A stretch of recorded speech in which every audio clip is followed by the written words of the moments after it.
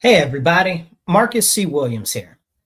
And I want to take a moment and talk to you guys about what's going on in Minnesota with this most recent ICE shooting. I want to talk to you about what's going on in Minnesota with this most recent ICE shooting and what's going on with immigration, globalism, and the future of our country as we know it, plus some of the maneuvers that Trump has been making. I think that we really need to talk about a lot of things because we're not having those type of conversations. And honestly, it's starting to get really concerning to see everybody at each other's throats when nothing is really being talked about at all. We've become too, as I like to say, teamified as a nation. And what that means is we see things as black and white. We see things as red versus blue. We see things as Democrat versus Republican. But very often we're not able to grasp the whole picture of everything that's going on because we're too distracted, not just with the day-to-day travails that are going on, but also with a number of other things that they've tried to push on us that are differences. And because they're differences, they want to exacerbate them and turn us against each other or use them as a fulcrum to wedge us apart. And that's been a tool of Marxism forever. So when you see these people that are screaming about communism and socialism and stuff like that, this is some of the tactics that you see them use. Why do they use those tactics? Because they're successful. Because people like to see, oh, well, this looks like me. Oh, well, I feel this way. Oh, well, I want everybody else to feel the same way that I do. And if they don't feel the same way that I do, they're wrong.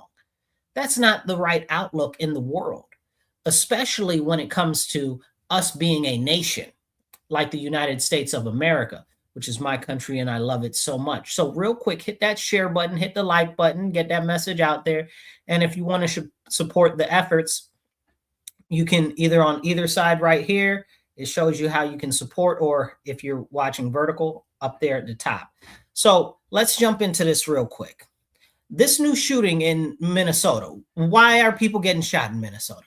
Well, why are people out running the streets acting a whole loon?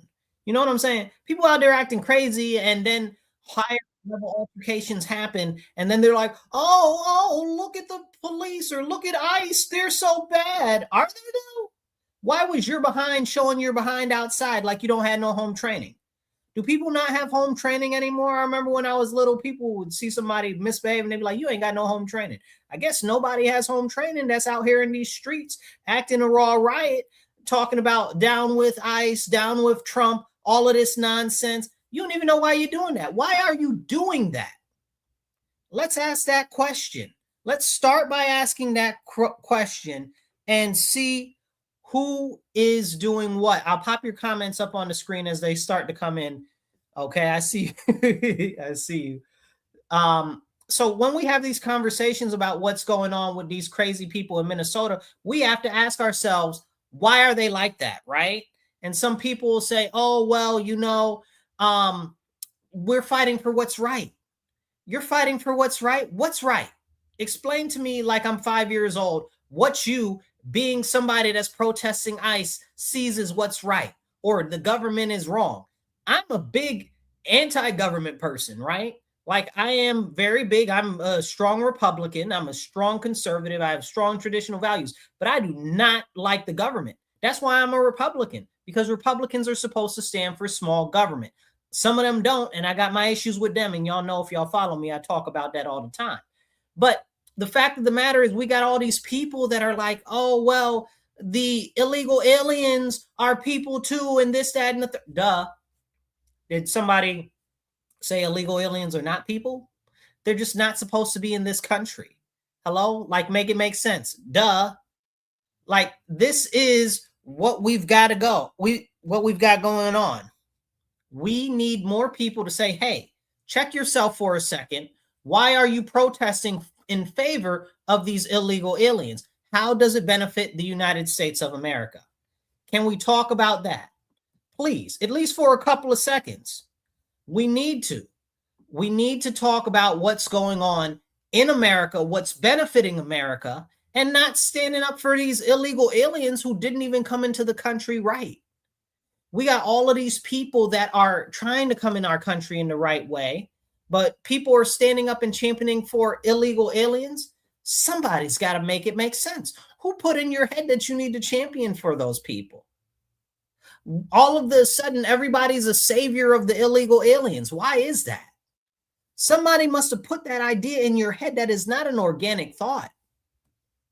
Look at the refugees that are coming into this. It is treasonous. It is treasonous. Look at these.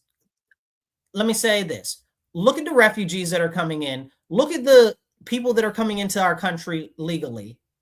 And then you tell me that those people don't deserve to be assisted. Of course, people that are coming here legally deserve assistance. Of course, refugees deserve assistance. But you're out here championing for illegal aliens, right? Like, you're not championing for the people that came in the right way, that went through the hard procedures to actually come into America. You're not out here championing for naturalized citizens and stuff like that. You're out here championing for illegal aliens. You're not championing for the Puerto Ricans and the struggle of the black man. You're not championing for white poverty or anything like that. You're championing for illegal aliens. Can somebody make that make sense? This has to be an inorganic thought, right? Because nobody just woke up one day and said, oh, let me fight for the illegal aliens. Let me fight for these people who I don't know, who don't care about America, who are out here waving foreign flags. Y'all should have known what time it was when people were out here waving Ukrainian flags, or waving Israeli flags, or waving Mexican flags, or waving Palestinian flags. And yes, I did point out Israel and Palestine, because we're going to have that conversation today for sure. So we need to have a conversation about all of these people in our country, in the United States of America, flying all of these other flags, and y'all are championing for them, not the United States of America, not American citizens. And we need to have a conversation about that. Because if we're America, shouldn't our citizens come first? I see these people out here standing up for these illegal aliens. And where I live, we got a ton of homeless people. I guarantee you on the news tomorrow where I live, we'll have some dead homeless people because of the cold. I guarantee you. This is something that needs to be talked about. We've got education is out of control. Not just where I live in New York State. And it's that way in many states, especially the blue states.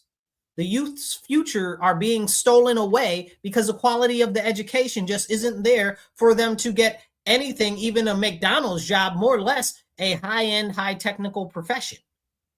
Can we talk about that? No, we're prioritizing illegal aliens. This is a serious, serious problem. Why are we focusing on this? Who told people to focus on this? That doesn't even talk about how hard it is for people to buy a house, people that are struggling to retire, the cost of the value of the dollar being less. And here we are, we have people in our country that just want to act up for the sole purpose of these illegal aliens. And that's a very, very, very, and the Somali flag, you're right, I didn't talk about the Somali flag and the Somali flag, but they want to act up for these illegal aliens. And how come nobody is talking about our issues as American citizens? They don't care about us. We don't matter, but you're out there marching for them. I saw my state senator, mind you guys, not my federal senator. My federal senator is Chuck Schumer. Terrible trash. That's a whole separate conversation. But my state senator, Jeremy Cooney, was out there parading around with these people that were crying about something that happened in Minnesota. I don't care about what happened in Minnesota. No offense. I do care, but I don't care because you're my senator. You're not the senator for Minnesota.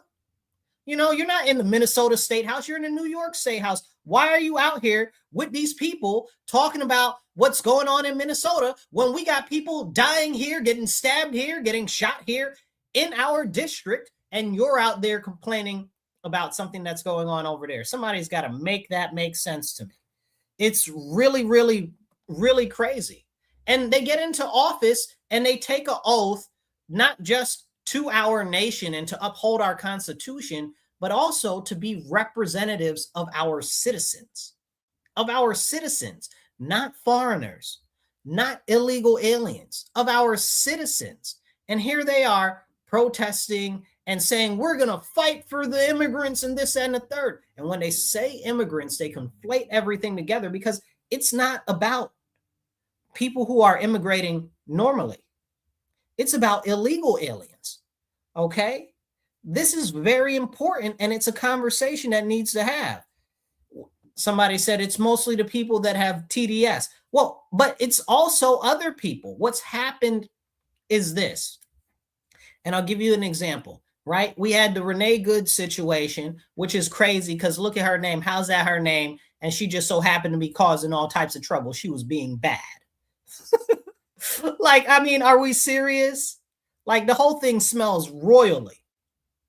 But even still, with it smelling bad, we have to ask ourselves, why was she out there? Then her so-called partner was up there championing her on, saying, oh, yeah, drive off. And apparently her partner has all of these violent tendencies and stuff like that and likes to abuse children and so forth. But it's neither here nor there. Why are you putting yourself in that situation?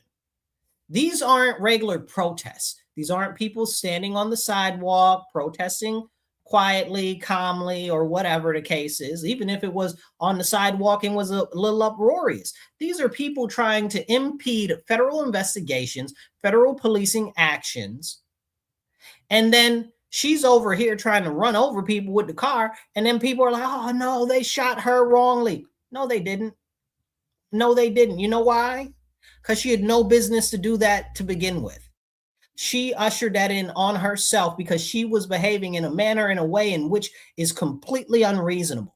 And we can't talk about that. Maybe she didn't have to die. I don't know. You know what I'm saying? I'm not God. Everything works on his time. But the fact of the matter is that her behavior in a situation where she was interfering in a federal investigation is what caused her death. But these people want to try to unite around her like she's some savior, holier than thou type of person because she's so righteous for standing up for illegal aliens who are criminals. Let me be very clear right now. ICE is out here right now collecting these criminal illegal aliens. Now, when it comes to ICE, I think that they need to deport more of these illegal aliens. Okay. I think we need to start denaturalizations because a lot of these people are here fraudulently, like I said earlier, out here waving all of these flags of foreign nations, supporting other nations, talking about they're going to topple the American government. You're going to topple the American government for foreign interests? Can you make that make sense to me? How are you going to tell me that you're going to topple America for foreign interests? That's not okay. That's not cool. That's not cute. You are treasonous. You are an enemy of our country and of every American citizen. This is for real. Then, as we have these conversations about this important stuff, we have to ask us, why are they interfering? Who told them that they should interfere in these operations? Is it just because they hate Trump? Is that what it is? Is it because Trump could arrest the devil and put the devil behind bars and they'd be like, free the devil? Like, is this crazy? Like, I mean, what are we doing? What are we doing? They arrested Maduro and everybody's like, free Maduro. Wait a second. The Democrats just last year were talking about how bad Maduro is and what he's doing and how much they support that other crazy lady. Like, what's going on here? Why can't we have this conversation? So we've got these people out here fighting back and forth with ICE and stuff like that. And it's a serious, serious issue. So people say, oh, well, she was innocent. She didn't do anything. Yes, she did. She wasn't innocent. Again, she's out here acting a raw riot, okay, impeding a federal investigation and then trying to run over officers. Okay, whether you say she was or she wasn't is immaterial because the fact of her actions show that she was not concerned for the officers or their proximity to her vehicle, which she knew the officer was in front of it. You know what I'm saying? And people are like, oh, well, the officer could judge the distance between her and this and that. Shut up. Shut up. So if the officer could judge that, could she judge that? These are just crazy questions we need to ask. You know, but hey, it's too much like right to actually ask the questions. We need to have a serious conversation about these things because, I mean, why not, right? Like everybody is out here screaming about this issue or that issue, but it's screaming. Nobody's listening. Nobody's having a dialogue. And the first question that needs to be answered is, why are you out here for illegal aliens and you don't have the energy to protest for quality education for the children? I have never once seen any protest on the television about these people protesting because of the quality of education for the children. Drop a comment if you've seen them protest for the children. Never seen it happen. Never seen it happen. Why? I live in an area where there's a lot of crime. Never seen these crazy people out here protesting to stop the crime or the violence or victims' rights. Never seen them protest for any of that.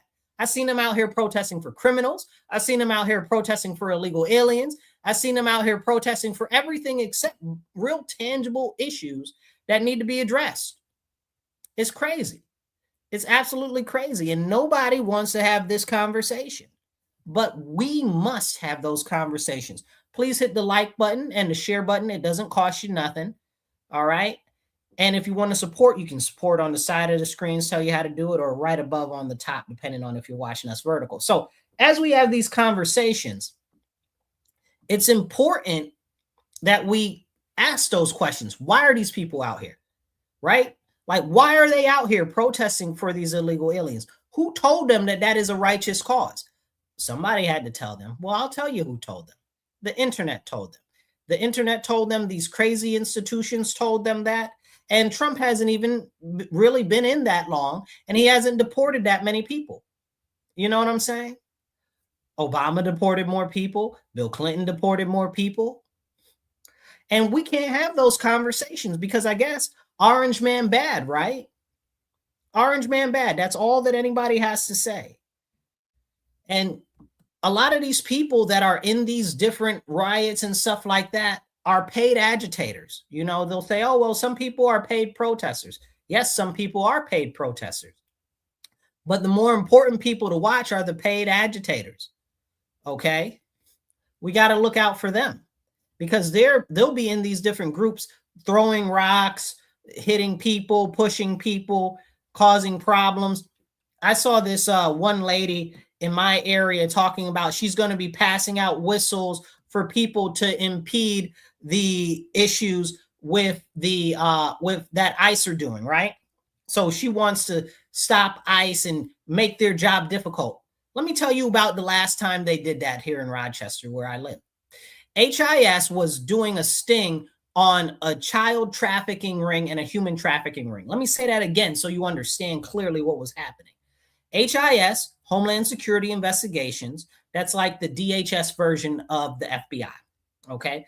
They were doing an investigation on these people that were human trafficking. Now, in my city, it's a medium-sized city, but there's a lot of human trafficking, a lot of prostitution, and a lot of people that don't have any business being here that seem to be either homeless or on drugs or being used as prostitutes. But more than that, we got a lot of people that go missing here all the time.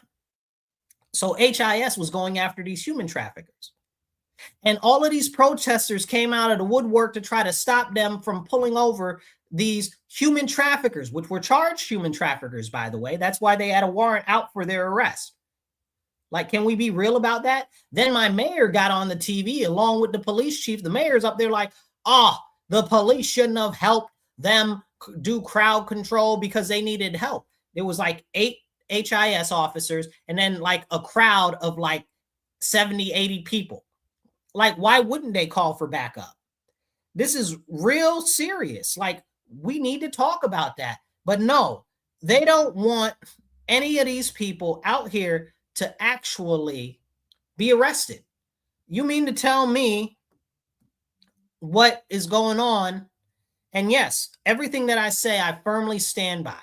Okay, nobody's paying me. I wish they would pay me to talk about what I'm passionate about, which is my nation, preserving our country, and all of that stuff. I wish y'all cut me a check for real, because that's something that I'm very passionate about, is my nation. So, but and I'm not a member of the 7K club either, and I never will be, because America only, y'all. That's it. So we have to have the conversation about where are all these people coming from that got this idea. So this lady is out here locally now passing out these whistles and stuff. We have a lot of criminal activity in my city, and they don't put criminals in jail here.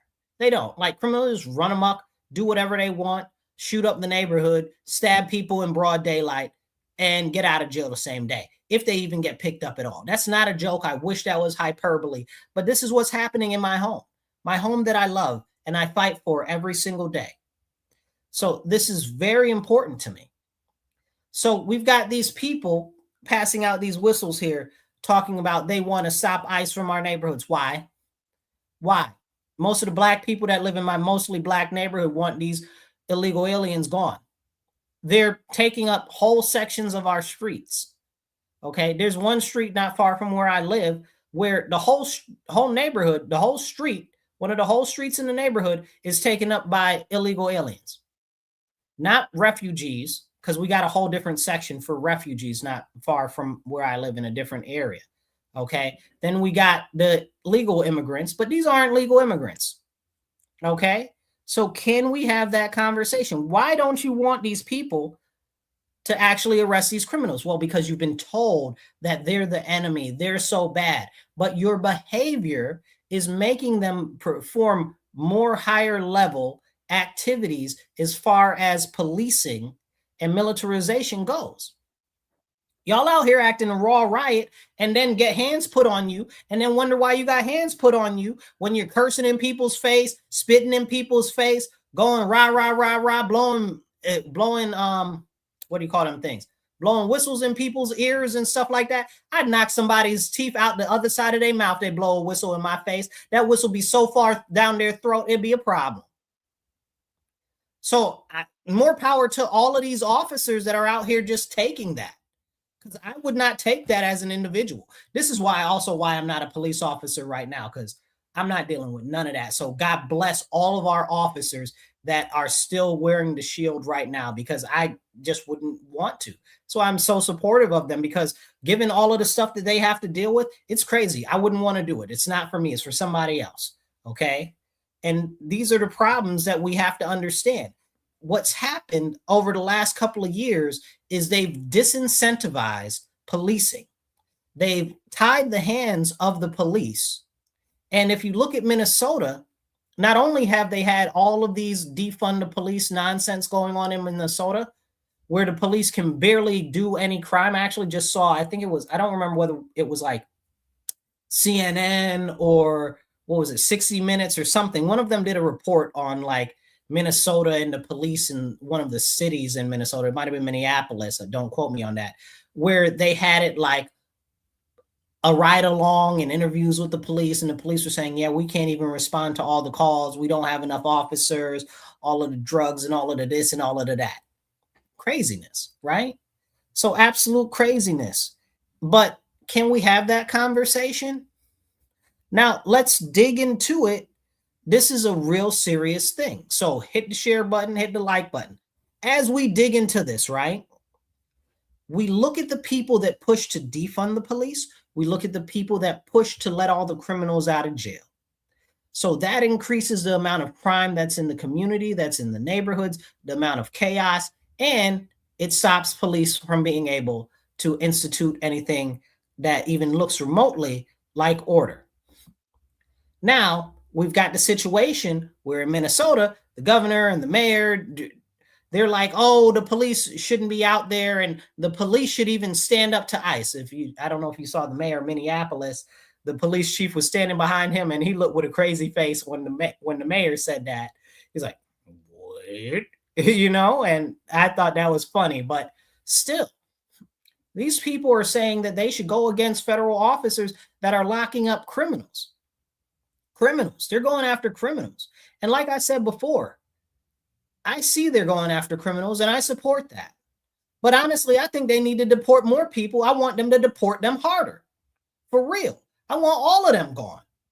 This is a serious problem. And people say, oh, well, Marcus, it's not that big a deal. It's not why people need love and hugs and stuff like that. The American citizens need love and hugs.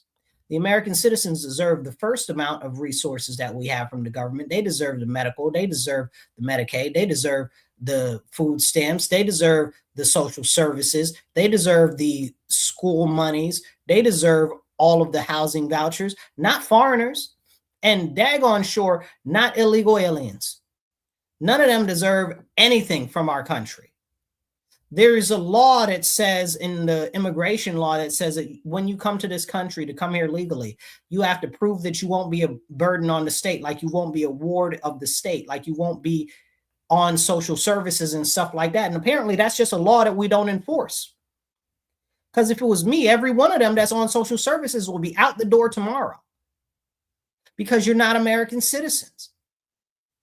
And the fact of the matter is, a lot of them don't care about our country. And it's tragic because our country has done so much for them.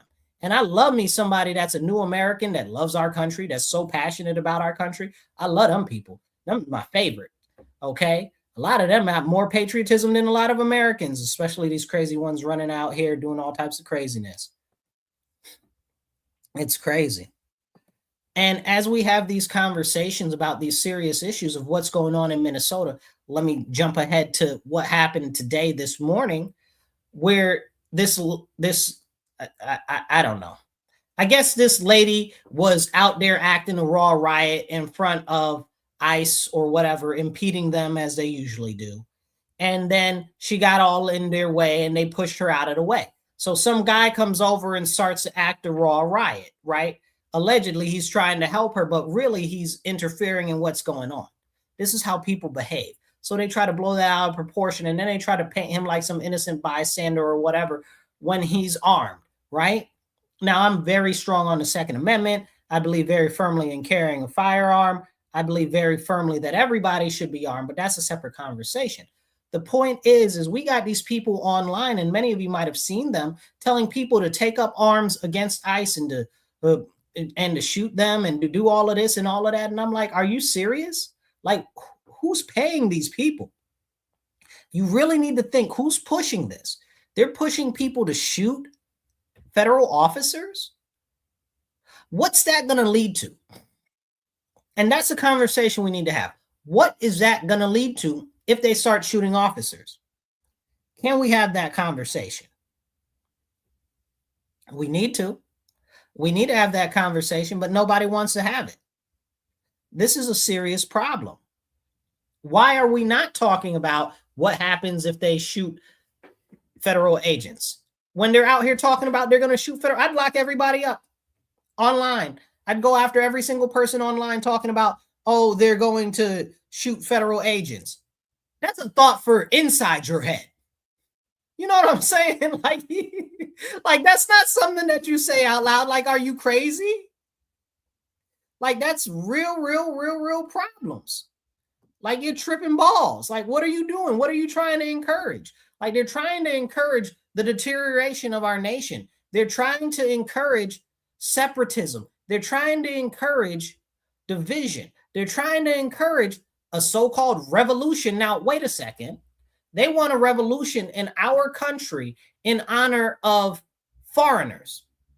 I want you to think about that for a second. These people want a revolution in honor of foreigners in our nation. They're all treasonous. They should all go to prison. Facts, full stop. Okay? Like, I'm not a big fan of the government. I think the government should have been tipped over and poured out a long time ago. And I stand by that. Okay?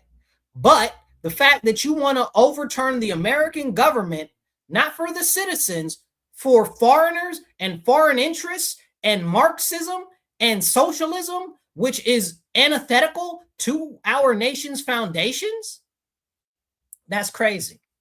That's crazy. That's treasonous. And that's the behavior that they're trying to be out here and they're pushing. This is really crazy, and it's a problem. But nobody wants to have that conversation. These people are creating the situation that they say that they don't want. So clip this. This is exactly what they're saying they don't want. They say they don't want military police. Okay, they say they don't want more federal policing, but they're out here acting a raw riot. So what is going to happen if they behave crazy like they're acting up? It's going to encourage more heavy federal level policing. And people like me who have been speaking up against that for years, like I can't even say no to them because you're out here doing everything that you can to hinder legitimate federal interactions and searching for these criminals. Like, I don't want them to militarize the police more. I don't want them to federalize the police more. I've been arguing against that for years. But here, all of a sudden now, Trump is in office and he's a good bad guy. So we're going to focus on him and what he's doing and make him like he's some new Nazi leader or something like that. Like he's Mr. Mustachio. So everything that he do must be wrong and evil, and we'll show him, right? What type of crazy nonsense is that? If these people that call themselves socialists and communists and anti-fascists are out here behaving all types of crazy, they're behaving all types of crazy, what do you think is going to happen? You think they're not going to have to call in more federal level police? They're not going to have to call in the National Guard if you're behaving all crazy, preventing them from doing their actual duties? Do you think that that's not going to happen? So you tell me that you don't want it, but then you behave like you want the belt. You know, you ever have a little kid or babysit a child and they're like, oh, well, and they do something bad and you're like, I'm going to spank you. And they're like, no, I don't want a spanking. But they keep doing bad behavior. Well, clearly you want the belt if you're going to be out here, keep acting a raw fool. I don't want the military to move in. I don't want them to issue the Insurrection Act. And that's another thing. Where is all this talk of the Insurrection Act coming from? It wasn't from Trump. It wasn't from, what's his name? Stephen Miller. Like if Stephen Miller ain't saying it, he say some crazy outlandish stuff sometimes, real way more serious than even I would be like, you know, maybe you need to have one cup of coffee, not two, dude. But even he didn't say anything about putting that forth. So it's coming from the news and these leftists that are like, oh, Trump's going to use the Insurrection Act. Trump didn't say anything about that until they started talking about it. And he's like, no, I'm not going to use that or whatever the case is. But you're saying you don't want the boot, but you're doing everything you can to circulate this concept that they're going to use the boot because of what you're doing. And then you go out and you keep doing what you're doing. Can you make that make sense to me? If you don't want that end result, why would you behave in the manner that's going to usher it in? And who's really behind the scenes pushing that? We need to have these conversations because clearly all of this stuff is orchestrated together. It's all working for one purpose. And I tell you this right now. What's happening, and I call it the shadow hand, right? We've got foreign interests. We've got billionaires that are largely funding these nonprofits and these activity groups that are out here acting a raw riot, and some of them that are just behind the scenes doing some other shady stuff. We've got these people that are just plain corrupt that want to use all of the chaos to raise up their own sales and benefit their own selves and their own bank accounts. And then we've got China. So these are the fingers of the hand that are behind the scenes moving stuff around. And they're all working to the same goal, which is instability. Because off of the instability, they gain power. But we can't talk about that because people are too teamified and they're like, oh, Republicans, oh, Democrats, oh, this, oh, that. You know what the thumb of the shadow hand is? It's the government itself. Not Trump, not Obama, not Harris, not anybody. It's the government itself, because the government is a behemoth that does want nothing more than to continue to grow itself and expand itself. That's why I'm a Republican, because I believe in small government. And I stand on that. Shrink the government, y'all. We need to shrink the government. We need to shrink all the departments and everything. Don't get me started on deregulation. But we need this for the simple fact and the strength that the government itself is a threat. As it continues to get bigger, it continues to flex more power over us as the individual sovereign. And that's something that we need to get back to. This whole conversation about rugged individualism versus warm collectivism, which is crazy. That's not even a real thing, warm collectivism, unless you're talking about burning the wood boards from your house to stay warm. Like it's crazy. Like we're built on rugged individualism, and these people are pushing everything more and more to the government. Now watch this. The same people that are out here protesting, talking about, oh, they're anti-fascist, which means they're not for big government, are the same people that are for big government. They want the government to do more. When the Democrats were in office, these same people were like, oh, the government needs to do more. They're always talking about the government needs to take your guns. And now all of a sudden they're pro 2A. Make it make sense. What they're doing is they're trying to create a situation in which there is some type of serious activity so that they can take away more firearms rights. We have to see that this is all being maneuvered behind the scenes. It's very, very serious, and we need to have this conversation. But there are so many people that'll try to detract. There are so many people that'll try to say so much crazy things, and nobody will say anything. Nobody will do anything because we're stuck and we're locked in this conflict of red versus blue, Democrat versus Republican. And again, behind the scenes, it's the shadow hand. The shadow hand is one, the thumb is big government itself. It doesn't matter who's in the office. Okay. Two, the foreign interests. Okay. Foreign interests and foreign countries. Three, you've got the billionaires. Okay, that are funding all of these nonprofits and these crazy organizations out here, getting these people to act up, as well as other billionaires behind the scenes doing other crazy stuff. Four, okay, China, y'all. We got to remember that China is always doing everything that they can to manipulate our nation and break us apart because it gives them more power. And not just in the United States, but on the world scale. That's what we see happening with Canada. We'll talk about that in a couple moments. And then also just the people that are involved with all of the shenanigans or in the government itself, but a lot of the people that are outside of the government that are just involved, that want to raise their own seal or help themselves get money or whatever, grift off of this stuff.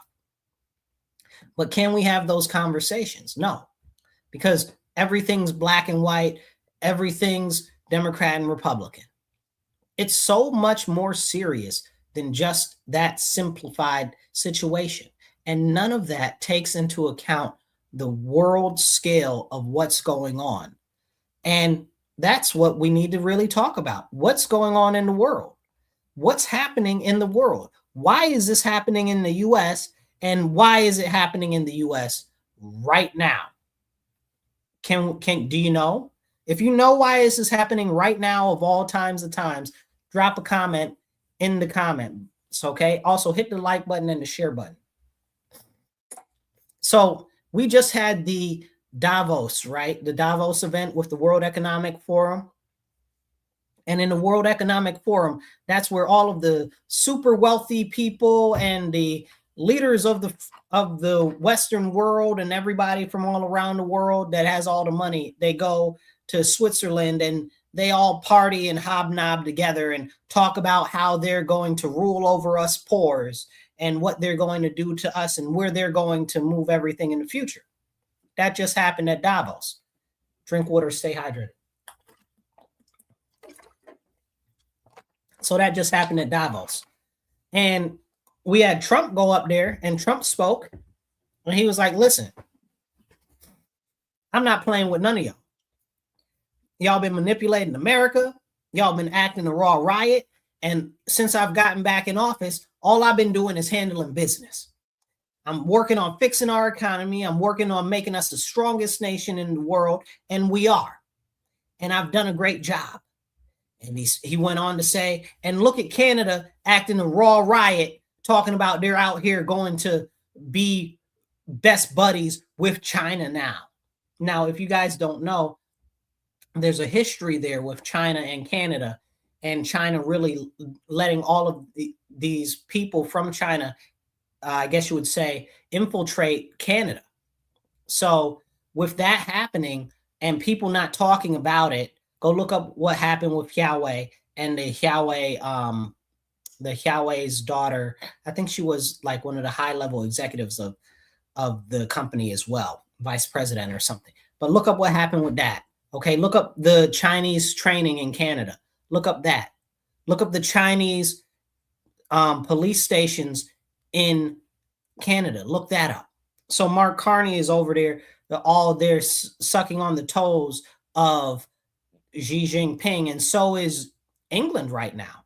England's about to open up a giant, what do you call it? A giant embassy that is right over these giant data cables, in which China can easily hack into because it runs right underneath their huge embassy, which is a couple hundred rooms big, which people are talking about. They're going to kidnap people off the street and hold them there and torture them, because that's what China does, international repression. So you can look that up. So this is something that's very serious, what's going on. So when Canada says, oh, we're going to get all buddy-buddy with China, that's a problem. Like, are they dumb? Like, are they stupid? Like, Mark Carney isn't stupid. He was the head of the BIS. And if you want to look up some shady type of people, you think the World Economic Forum is shady, you think George Soros is shady, you want to talk about these international bankers. I seen some of them comments down there. I see the group chat going, okay, the international bankers. Talk about the BIS. Go look up the BIS, the Bank of International Settlements. Craziness. Like, if you thought the IMF was bad, they're way worse. Look them up too if you don't know who they are. So when we have these conversations about what's going on over there, Trump's talking about how great a job he's done. He's refocused America on America and America's interests. And this is what he's talking about in his speech. But what was very interesting is, he was like, listen, we're going to do what's best for our country. And you're either with us or we're just going to cut you out. And we're going to work with whoever's with us.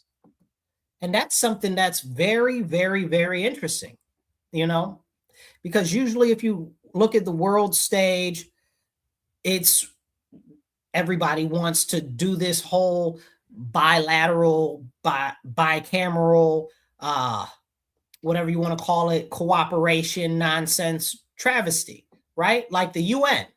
The UN is super trash. I'm glad we're getting out of the UN. Let's get out of the UN. Okay?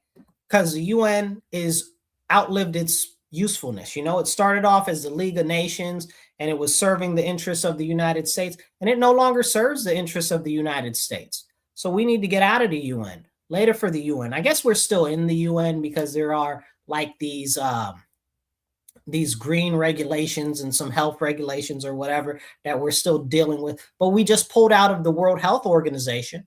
Thank God for that, because didn't nobody want the nonsense going on over there that they got going on. So we're out of that. Lord willing, we'll get out of the UN soon. And I don't have a problem with getting out of NATO either. So a lot of people, yes, Rochester, New York. Terry, that's you. I see you. Rochester, New York is where I am, Terry. So when we're talking about this stuff that's going on internationally, we have to understand that there's a lot of pieces in play. Greenland is in play. Trump talked about Greenland there. He's like, listen, you're either going to give me Greenland or you're not going to give me Greenland, and I'm going to remember that y'all didn't give me Greenland. So before he left over there, he had a deal worked out where essentially we're going to get rights in perpetuity to Greenland or whatever. We'll see how it comes out at the end of the day. So I honestly wasn't very happy about that. I kind of want Greenland to be part of a territory of the United States of America now. You promised me, and now you're talking about some other rights in perpetuity too. I don't want rights in perpetuity. I want it to be part of America. Period. Full stop. Okay. You sold me a dream. I want the dream. Give it to me now.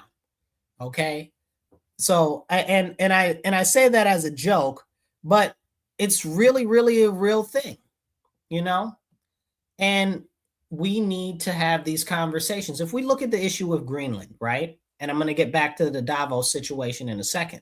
If we look at the issue with Greenland, we need Greenland strategically because it's right between North America and Russia, right? So if missiles were to come from Russia, the shortest way would be over the Arctic, which would be right to us.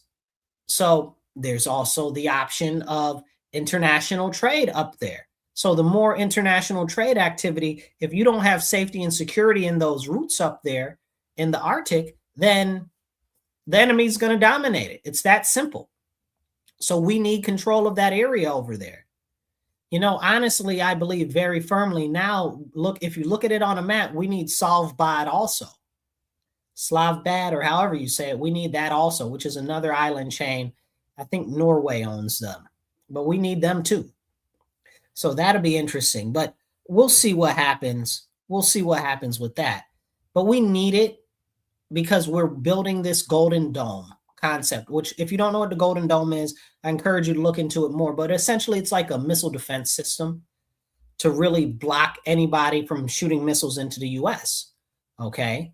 Now, Canada, and this goes back to Mark Carney and his nonsense with China, Canada is supposed to be working with us to build the Golden Dome, but they want to be jackoffs and they don't want to help. And this is the problem. This is why we're at odds with Canada right now. And somebody will say, oh, well, it's because we told them we want them to be the 51st state or whatever the case is. Good. They should be. Okay. And people will say, oh, well, it's America is being colonialist or imperialist or whatever the case is. Who cares? I don't care. I want America to be imperial America. Like, I don't know what you guys are talking about. You don't want it. We're being colonialist and imperial. So America should be the most dominant country in the world. And I say that because I'm an American. If I was French, I probably think it's the French. Okay. But that's where I stand on the thing. Full stop. It's my nation. We need to be focused on our people, and we need to be focused on growing our country's economy, our defense, and helping out our people. Like, what's wrong with that? Like, people are stupid. Like, are you serious? Like, it's really, really bad. So this is a conversation that we need to have. Why is Canada giving us a hard time now? Why are they meeting up with China? Because China is trying to destroy the US. They've for years declared war against our country, and nobody's even paying attention.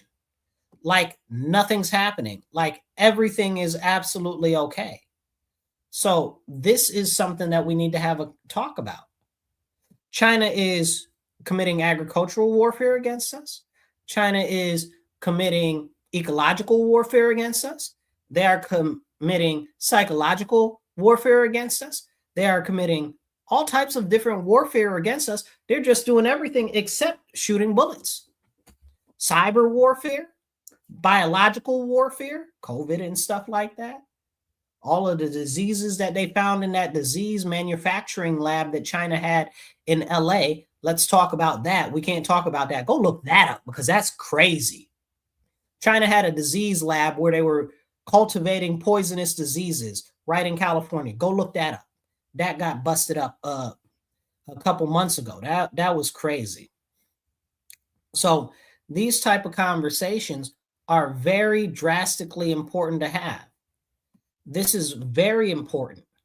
We look at Canada right now, and I really want to harp on Canada right now because I need you to take in your head and think about North America, right? Goes Mexico, United States, which is actually the United Mexican States. So that sounds like it's America to me too. So we've got the North America. So Mexico, United States, Canada, Alaska over here, Greenland over here. So if we're going to do a missile shield project, Canada is right there. We need to put missile shields in Canada. Right now, we provide most of Canada's protection. Canada's military is smaller than the NYPD. That's a fact. Go check that out. That's crazy. So, I mean, Canada can't bust a grape. They've also got places like Alberta, which is actively trying to leave Canada right now and join the United States. So that is amazing. I think that's really amazing that Alberta wants to leave Canada and become part of the United States. Come on in, Alberta. Arms are open, and we're here for you. Come on in. And I've also heard that Saskatchewan, to a lesser extent, is trying to secede also and become part of the United States. And I don't know about British Columbia, but we'll see about that too. Because those three provinces are overtaxed and overburdened, and they're overregulated by the Canadian government, and they want to not have them problems anymore. And if the referendum for Alberta to actually become part of the US goes through, that would be amazing. and it would give us probably Saskatchewan and British Columbia as well.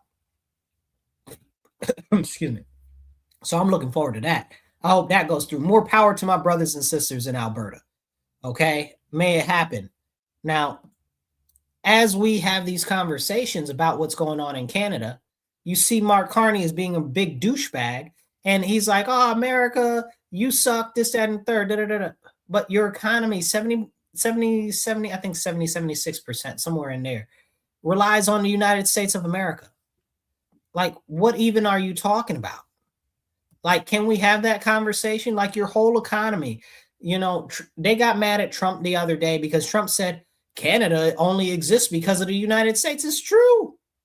It's true. If we decided that tomorrow we're not having anything to do with them, Canada be jacked up. They'd be jacked up. Okay. So we need to have that conversation, but nobody wants to have that conversation. They're out here talking all crazy outside of their neck when we're trying to build up a defensive system to protect us against Russia, to protect us against China. And here you are making deals with the enemy. Here you are making deals with the enemy. Why would you do that? How does that help or benefit the Canadian people who are already suffering? If you don't know what the Canadian people are going through, I'm not going to go through that in this episode, but go look into it. Like, it's not good at all. They are suffering bad. They can't buy nothing. The crime is through the roof. Okay, it's all bad. The energy's through the roof. It's like New York State on steroids. Okay, it's really bad. But as we go through this, it is so serious for us to see the importance of having a united front on the North American continent. The next issue is going to be Mexico, but Mexico is pretty much falling in line with most things, but they do have a lot of stuff going on with China. And that's, again, China is the biggest issue. We got to get them out from over here. This is very, very serious. And if we don't have these conversations, who's going to? You tell me who's going to. So we get Greenland. We're good there. Then Canada hopefully will fall in line. But if it doesn't, maybe we should fund Alberta's secession. I'm just saying. Now, let's jump back over the sea and go back over the pond and go back to Switzerland real quick. So also at Davos, guess who was over there? We had Governor Lily Liver himself, okay, Governor Newsom, out there talking crazy out his neck, trying to make the president look bad on the national stage, on the international stage. When you're a governor of our country, like, you're trying to undermine what the president is doing. Are you dumb? He's not dumb. He's smart. He's highly intelligent. Don't let anybody tell you otherwise. But he is a puppet for China. We got to get rid of that dude. Him, Eric Silwell, and a bunch of the rest of them, okay, who are agents for China. Mitch McConnell, too. Like, I don't even know how he's still in office as old as he is. But that's another conversation. But this is so serious, and we really need to see what China's doing to us. They are using Governor Newsom to try to undermine our efforts. What is up with that? And why can't we have a conversation about that? This is serious. It's really, really serious. And I don't think that anybody really understands what's going on unless you put it all together. So let's talk about what else is going on in the world stage and what's going on in, I guess you'd say, Europe, right? So look at Europe. Europe, there's only a couple of countries that are going around that actually have anything going for them. A lot of them have all of these issues with, what would you call it? Immigration, to say it loosely. And I guess it would be non-heritage Europeans, which apparently is a thing that they're saying now, non-heritage Europeans. That's funny. Because the other about a week or two ago, what's his name? Vivek Ramaswamy got on the stage at AmFest and said, heritage Americans don't matter. That'd be me, my family, and anybody that is either one of the families from the original settlers or American Indians, or even that would be people that are here from previous to the Civil War. So apparently, heritage to this Indian dude, okay, he's talking about our heritage doesn't matter and it doesn't make you more American. It absolutely does. It absolutely does make us more American.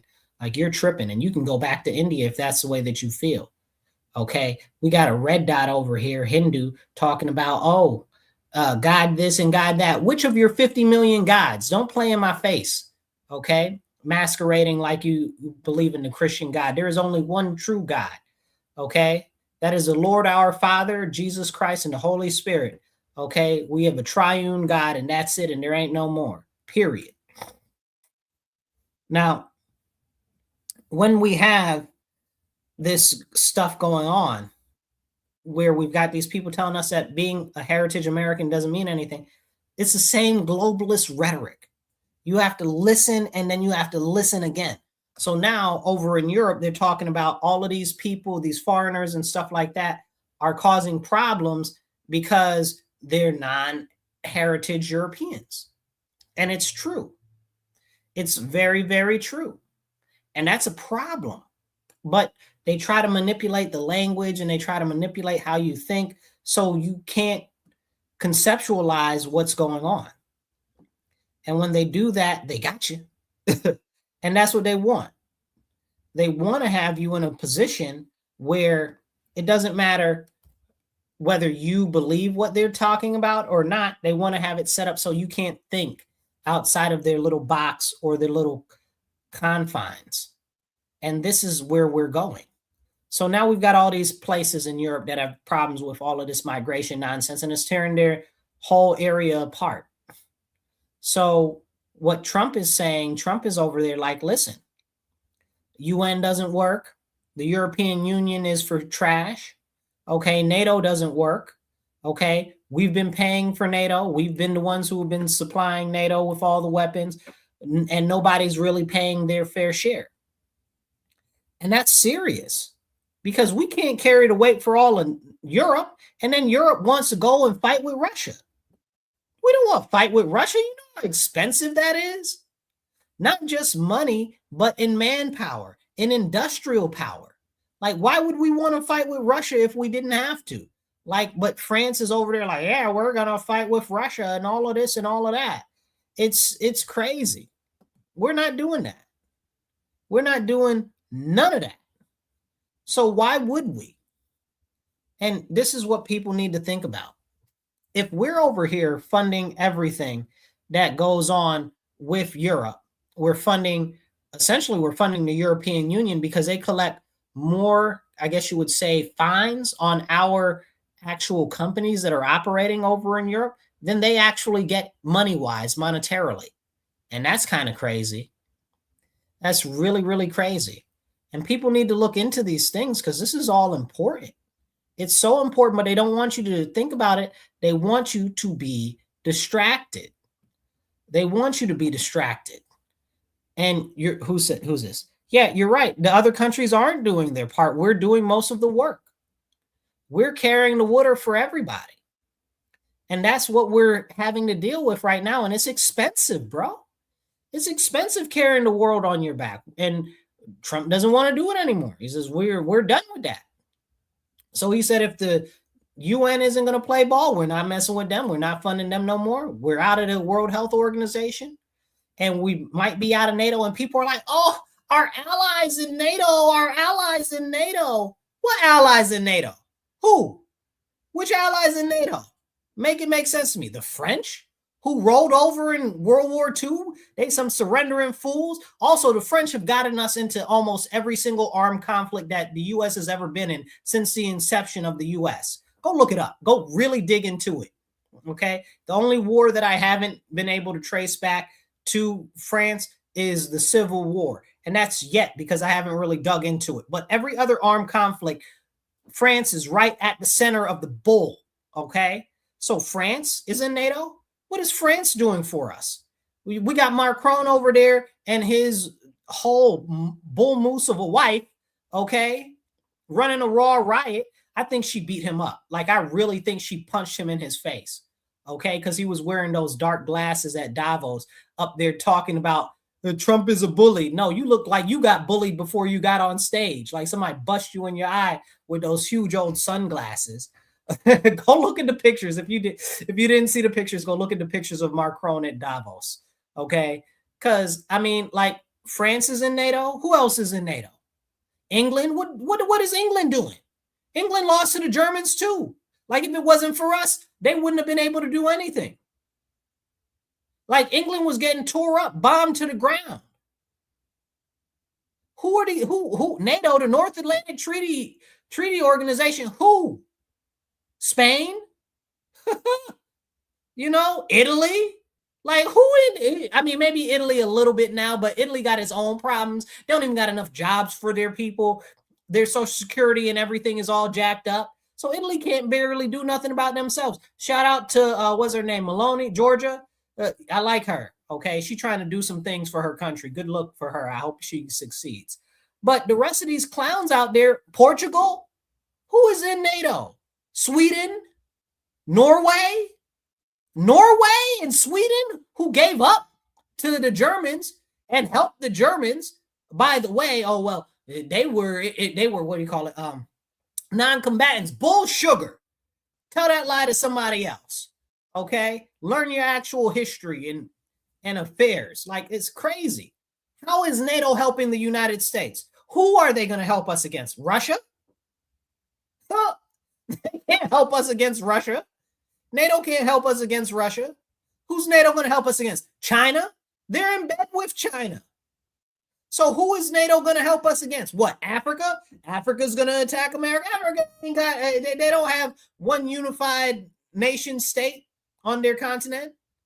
Is Australia going to attack America? Like, who is the North Atlantic Treaty Organization going to help the U.S. fight against? Who? Like, if you know who NATO's going to help us fight against, please put it in the comments, because they ain't got no hands for Russia, okay? And they definitely ain't about to fight China. So who they going to help us fight? What is the point in NATO? Are we going to fight against another rise of Germany again when Germany's part of NATO now? Like, who's on crack? Who's stupid? They must take us for fools, you know? And here's the thing about NATO, right? Like, we've got all of these other military pacts and military treaties and stuff with these other people for defense and stuff like that. We don't need NATO. Like, we don't need NATO. We absolutely don't need NATO. There is not one. So somebody drop one reason why we should have NATO in the comments. Drop it in the comments. I want to see it. So this is the thing. We don't need NATO. NATO needs us. This is why they're over in Ukraine right now talking about, oh, we're going to help them in Ukraine. Who are you going to help in Ukraine? You can't help yourself. And Germany's out here rebuilding their army. I'm not so keen on that. I don't trust Germany. We see how Germany gets down. Okay? Every time, you know. So I don't really mess with Germany as a whole, as a concept of a political agency. And also the European Union, right?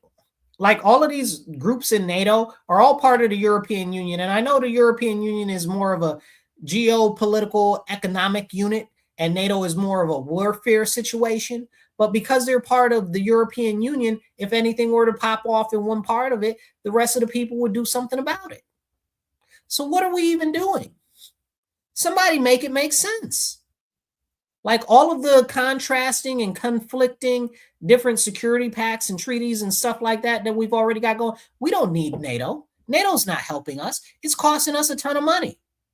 It's costing us a ton of money. And I'm sick of it.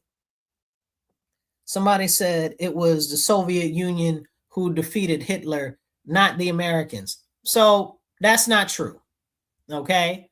There is some truth to it, but it's not true. But I do appreciate you commenting with something that actually has some value, because there's a lot of people out there commenting dumb stuff. So I appreciate that. So as we talk about NATO and we talk about how people are out here, oh, poor NATO, NATO's sad, and they're going to be mad at us, and they're our allies. In what? Us putting our troops in their countries? You know what I'm saying? They don't have any armies. What is an English army? Hello? What is the English army? Explain it to me like I'm 5. You know, and England has one of the better prepared and modernized militaries out of all of Europe. Good for them in Brexit, okay? Like, are we being serious right now? Like, we're not being serious. All of these other countries are useless to us, okay? And like Trump said, Trump got on the stage at Davos. He was like, I don't even know if they'd come to our aid if we needed their aid. They wouldn't. They wouldn't come to our aid because who would we need their aid against? Russia? No. China? Possibly. And they're all in the pocket of China anyway. So they wouldn't come to our aid. What are they going to do? Going to say, oh, China, be nice. What are you going to do? What are you going to do? You're not going to do nothing. All they want to do is beat down on Russia because Russia is one of the few countries that isn't a member of these international banker collectives. Also so happens to be that Iran is not, but that's a whole nother conversation. Okay? Like, are we serious? Are we being really, really, really serious? Somebody said we've become that Germany. I don't know what that means, but please clarify. We are the world's bodyguards. We are. We are. And NATO is super trash. I agree with you too. This is exactly what the problem is. We're out here running around, policing the world, and it's time that we stop that. It's not benefiting us. It's costing us a ton of money. And it's really a problem. So when Trump comes into office and he's like, well, we're only going to be worried about the, I guess you call it the Western Hemisphere, right? So that's all of the Americas, North America, South America, Central America, right? He says that's all we're going to be worried about is our own backyard. Good. Good. Because I don't care about no sand countries. I don't care about none of the Africa, Australia, the Asia. Outside of Japan, I kind of like them. And the Philippines, I got a special affinity for them because we need them to become a state. We need them back. We should have never gave them up. We treated them bad when we had them, and we need to treat them real good and offer them full statehood if they want it, or they can just become a territory. So, but that's a longer conversation. I talk about that often. I really think that we need them back in the fold. Cuba too. Cuba's next though. We're coming for Cuba. Cuba's happening real soon. Next couple of months, maybe. We'll see what happens with Iran, but we'll be at Cuba soon. Okay? We're working on becoming the power in the Americas once again. Once again. We're working to run stuff in Americas once again because China has put their foot all in our backyard. Right now, they've just built last year a $3.5 billion deep water port in Peru, which means that they can put military ships in Peru. And now the U.S. Trump is putting a $1.2 billion port in, I forget what it's called, Calico or something like that, which is right near the port that China has, because we need a presence in South and Central America. And we can't have China there. China's all in Nicaragua. We're probably going to go in there again. If you guys don't know, we went into Nicaragua before, back in the 80s under George Bush the father, and that was to get rid of Noriega. So if you've heard of Noriega before, that's that whole situation. But China's all in there. They're all in Jamaica. Ask a Jamaican about the Chinese in Jamaica. Ask them what's going on there, you know?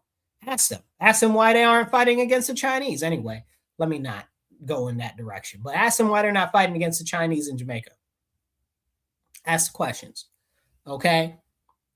We really, really, really need to actually focus on America right now. What we can control and where we can control things. So Trump's put out this new proposal with the Board of Peace, right? And people are asking him, oh, is that going to rival the UN or this, that, and the third? And Trump's like, UN sucks. They haven't been doing what they're supposed to do for years. And now it's an issue with the UN trying to even establish anything. You saw the issue with, what was it, UNRWA?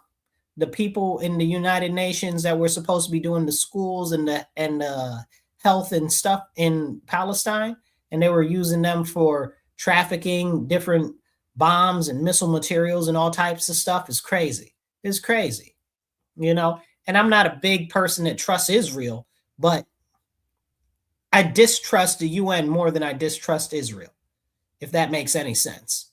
So I believe them on this case. But this is the problem. This is the whole issue. Right now, the UN is not actually doing what we need them to do as America. So Trump said, that's fine. Let them do what they're going to do. We're going to open this board of peace, and the board of peace is going to actually administer the whole area of Gaza.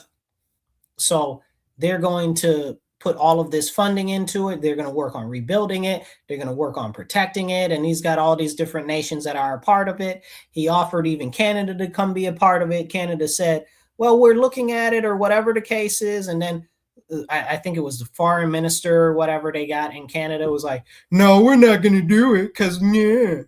And Mark Carney said all that crazy stuff at Davos. So Trump said, well, I'm taking back my offer for you to be on this board. And previously, Mark Carney was like, well, we just start trying to figure out the financing options because a permanent board membership comes at the cost of $1 billion. I'm not sure exactly what that money is going to be used for, whether it's going to be used as like an investment account to do different projects and stuff, or whether it's going to be used for any type of military or security funding. I'm not sure what that'll be used for, but it's kind of nice that we won't be the ones spending all our money. Drink water, stay hydrated.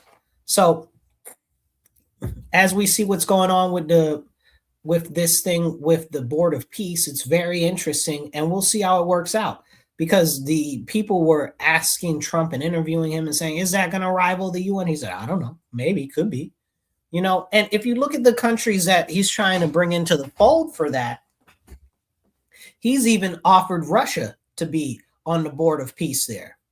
Now, Russia is a big power in the world too, and I feel like a lot of people forget this.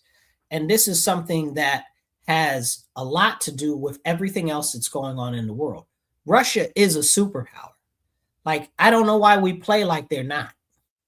Like, they're not as strong militarily as they used to be, and that's because of the fall of the Soviet Union, but that's a whole nother hour separate conversation. But they're becoming more powerful again. Good for them. They need more children, but that's a whole separate conversation. So they're arming back up, and they've got many groups like the Wagner Group. You guys have heard of them, I'm sure. Okay, go look them up if you're not familiar. But they've got these private military groups that are out there serving their various roles and pushing out what they want in all these different various countries. And they're very powerful. Russia's very powerful on the world stage. And they've got a leader that's really serious business for Russia, and that's Putin. And that he's doing a great job with Russia. Okay, even if people don't like him or don't like Russia, I don't like Russia because I'm American, you know, old habits die hard, you know. But he's done a great job for Russia after pulling them out of what was a complete destructive era at the end of the collapse of the Soviet Union. Like, there was complete destitution. So it's not crazy that all of the people there love him. He's the only leader that a couple of generations know. And he's also done great things. So the older people know a lot of the great things that he's done. They see what he's done, and they're like, okay, he's cool. Now, what's happened is Russia has tried to normalize their dealings with our country since they turned into the Russian Federation and no longer were the Soviet states, the Soviet socialist states. So, I mean, it's no wonder Trump is like, hey, come be a part of this board because you are a world power and we need to work on normalizing relationships. We do. And I don't care how much people feel some type of way about that. I stand very firmly on the fact that Russia could never defeat China. And without Russia's help to combat China, we'll take too big losses. So, and that's coming up soon. Sooner it looks like the more likely and more likely. But that's also the reason why Trump just started up this thing that I guess technically it's in the talking stage. It's on paper. It's not a real tangible thing yet, but it's called the C5, not the current C5 that we have right now, which is like the Central Asian nations, but it's the and it's the what do you call it? The excuse me.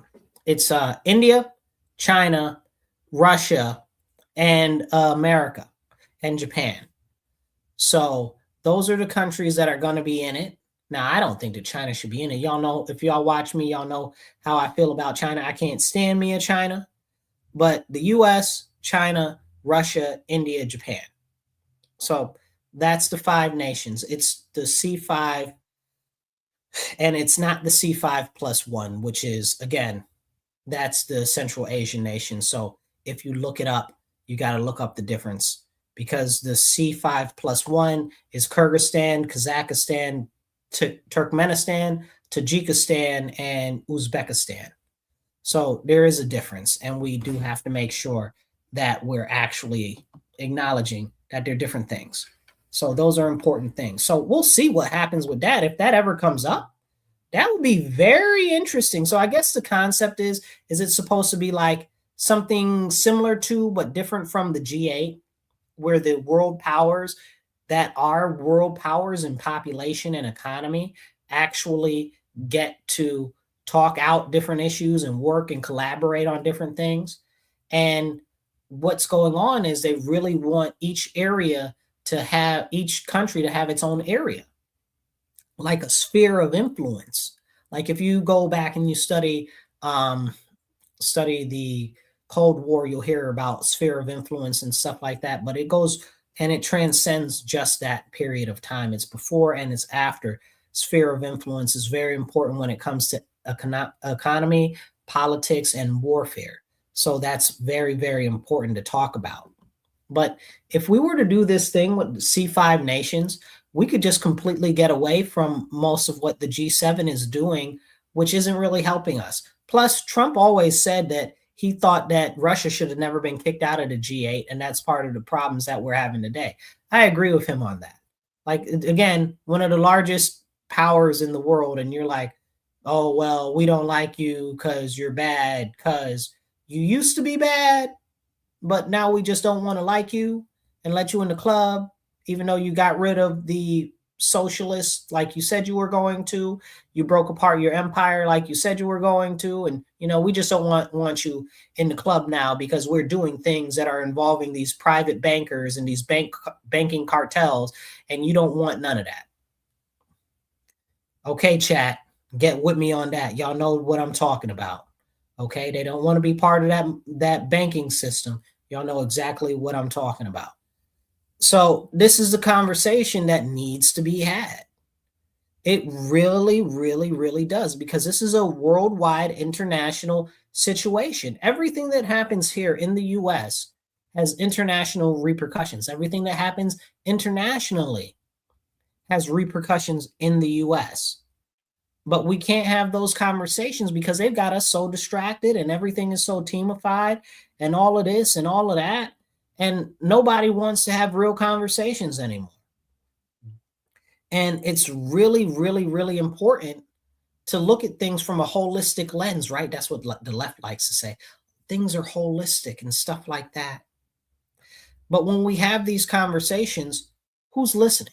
Who's paying attention? So hit the like button, hit the share button real quick, and get this message out there. But as we're talking about this, I want to touch on a couple more points, because this is the future direction of where we're going. Let's bring it back to the situation with Minnesota and the immigration and stuff like that. What's happening with the immigration is not just happening in the US. It's happening in the European Union, outside of a couple of countries like Hungary, Poland, and I forget the other two. There's like two more. Maybe it's Lithuania and one other one. Like, they're the only ones who didn't let in all of these foreigners into their nation, and they don't have this issue with all of these demographics and the destruction of their nations. It's crazy. And they tried to take out, what's his name? I can't remember the name. The president of Hungary, they tried to assassinate him. They tried to assassinate, where's the other guy from Slovenia? That's another country. Slovenia, they tried to assassinate him. They're over there trying to overthrow Slovenia now. They just tried to say that the UN wasn't going to recognize the election results and all of this because they're trying to topple their government again, because these people don't want to be beholden to the EU. They don't want to be beholden to all of this nonsense with all of this globalist loss of sovereignty trash. And that's what these crazy people over here in the US are pushing for, and they don't even see what's going on. They don't even see what's going on. They're serving the purpose of the globalists. If you're going to tear down the country, the United States of America, right? Let's play this out. Let's play this out, right? We got the socialists and these communists that are talking about, oh, we want to overthrow the government. We want to overthrow America, blah, blah, blah, for our interests, which don't actually match up with the American way of life or American history. Okay. You want to do that and replace it with what? Communism, socialism. Okay, cool. You want to do that, and what's going to happen to our country? How are you going to run the United States through a completely closed, centralized government? It's not going to happen. It's not going to happen. It's not physically possible. The country is too big, too populous, and you would need complete surveillance control over everything. Oh, wait. They need complete surveillance control over everything to do that. Interesting. Some other people are trying to push surveillance and the creep of surveillance on the other side. How is it that they're both working towards the same goal? Interesting. Something to keep in mind. And this is a conversation. You don't have to be on the same side to be using the same situation or the same method. That's what needs to be noted. I think George Carlin said it best about how all of the extremely affluent people and all of the people in Congress and everything are really working together, even though they don't know what the other people are doing, because they all go to the same schools. They all have the same vacation homes. They all are in each other's weddings. They're all married into each other's families. All of this, all of that. They know what's good for their own social class and their own strata, even if they're not communicating directly together. Well, this is what we see happen with these people on the left that are manipulating things, along with the people on the right that are manipulating things. Because don't get it twisted, there are people on both sides that are manipulating all of the American citizens, and they're trying to bring us to a situation in which, well, we don't exist as a nation the way that we think that we do, and the technocrats are in control on the right, or on the left, the technocrats or the socialists are in control on the left. Yes, I said technocrats on both sides. That's a conversation there in and of itself, and something we need to talk about. But we're not talking about that. All of these people that are behind the scenes, the whole shadow hand, okay, the government itself, okay, the Chinese, the foreign influences, okay, the wealthy billionaires, all right, all of these people are all working together, or in tandem, I should say, not necessarily together. In tandem is a better way to say it. In tandem for the same purpose of deteriorating the spirit of the American people, creating division in the American people so that they can more easily take over. That's it. It's that simple. And here we are. We got people out here causing problems on the streets to usher in further heavy-handedness from the federal government. At the same time, they're talking about they don't want fascism and they don't want heavy government. Who's stupid? Who's stupid? Who believes that noise? Like, because you look at what's going on and you're like, you're going to cause exactly the things that you don't want. And I bring this up because, again, if these crazy people do take power, what's going to happen? China is going to come in. They're going to carve up our country, make things worse, put more power in. China's already essentially in control of California. That's its whole own conversation. That's a big, huge problem. We got one county. I forget what the name of the county is, and go look this up too, because it's important. There's one county in, or it might be a city. It doesn't matter. Go look it up. there's this lady, and she's the head of like the board of elections, and she only speaks Chinese. She doesn't speak any English at all. Make that make sense. She's not even an American citizen. Make that make sense. How's that happen? How's that possible? You know, these are conversations that we need to have. We're not having them. We're not having them. And the people in our country are tearing down our country on the inside for who? Like, you're not going to benefit from tearing down our country. Like, are you stupid? You're just making us weak. And what's going to happen? All of our enemies, because remember, America's blown up pretty much all of the world. I don't know how many countries we haven't blown up, but I'm sure I can probably count them between my hands and my toes. You know, like, are we being serious right now? Like, our enemies would love to see us fall. If America falls tomorrow, Canada won't take us. Mexico won't take us. Who's going to take us? Stop being stupid. We have to preserve our nation. We have to preserve our way of life. All of these illegal aliens, they got to go because they're draining our resources. And at the end of the day, you'll say, oh, well, Marcus, they deserve this. I don't know what the hell they deserve, honestly. Okay. But whatever they deserve, it's not from us because they're not from our country. They're not our countrymen. They're not our citizens. They don't deserve a lick of spit from us. That's how serious this is. Because what you guys don't realize is what the CBO, which is the Congressional Budget Office, and the OMB, which is the Office of Budget and Management in the federal government, is saying that the AI and the machines are going to take all of the jobs in the country. They said like up to 70% of the jobs by 2030. By 2030, that's like 4 years away. Like, are we serious right now? That's like 4 years away.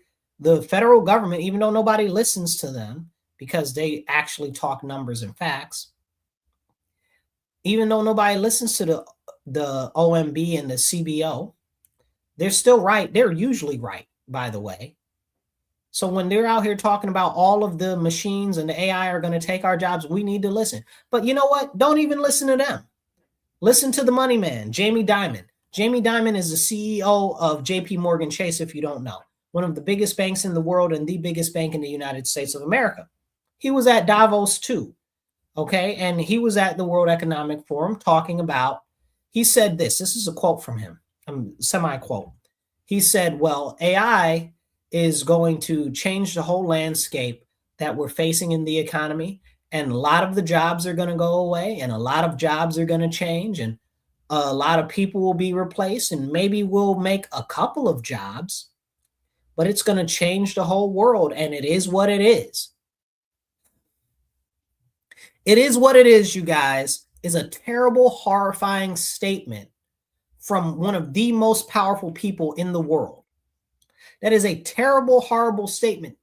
We're going to lose so many jobs, and you're saying it is what it is. Essentially, it's unavoidable. It's too late. And he said, you just have to prepare now for what you can. Essentially implying that we won't even be able to prepare that much at all. Like, I think people need to listen to him. He's the money man. You know what I'm saying? And he's deep into all of this stuff that's going on in the world. Like, we need to pay attention to the man when he speaks. Like, he's just echoing exactly what OMB said, exactly what the Congressional Budget Office said, and people aren't listening. Y'all got to wake up, and people are like, oh, well, the trades are still going to be there. How long? How long are their trades going to be there? 5 years, 10 years after that? All of these robots are humanoid robots that they're building. Some are job-specific robots, but a lot of them are humanoid, like the Tesla robot, like Atlas, like a lot of these other robots that are out there. I can't remember the other one that has like the muscles and stuff like that. Like, it's got like this whole system of muscles that are used through fluid muscles, and they've got another one that does like air compression muscles. It's crazy where we're going with robotics, but they're humanoid. So anything that a human could do, essentially they could do better and faster. So we need to really be concerned about how our economy is going to look in another couple of years. So what they're all really doing right now is they're pushing this nonsense on us now so they can destabilize us now before that chaos hits, so that they can have everything in order so that they're protected. And who suffers? Us. the American citizens, the everyday people, because everybody's distracted talking about, oh, red team, or oh, blue team, oh, Democrats, oh, Republicans. And in the meantime, you missed that they're doing everything that they can, putting in all of this nonsense that is going on to destabilize what's happening in our nation so that we can't even see or think about what's going on. Why? Why? We need to see what's going on. We need to pay attention. Oh, somebody said it was Romania. Romania was the one that I was talking about where they tried to assassinate. No.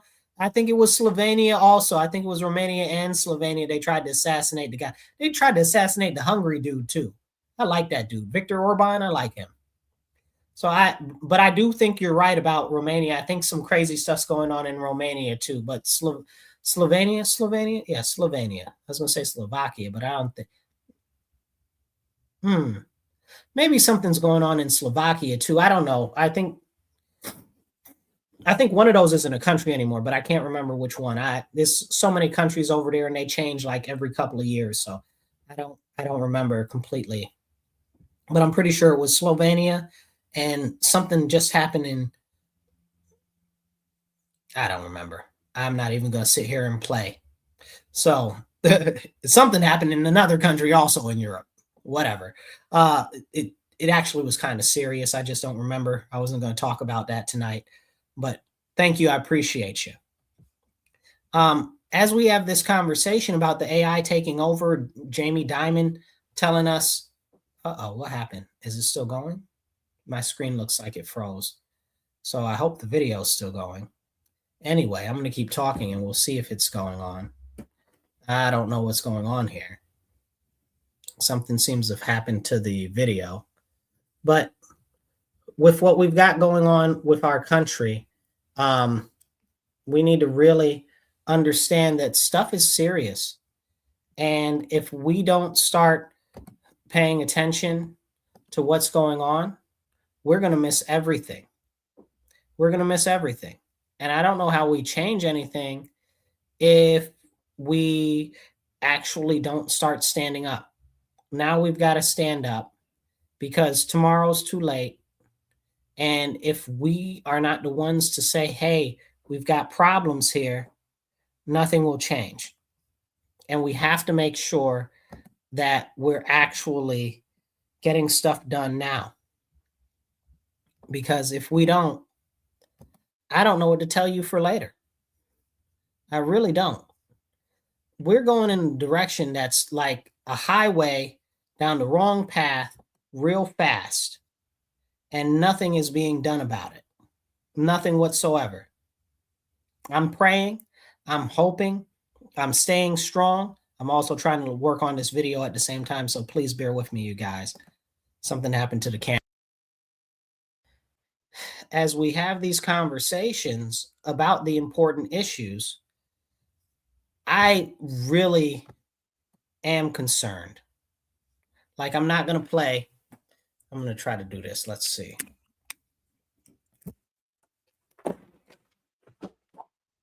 So as we have these conversations about the serious issues that we have going on, let me try to change the camera to the other side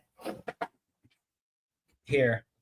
Excuse me with my issues with my technology right now.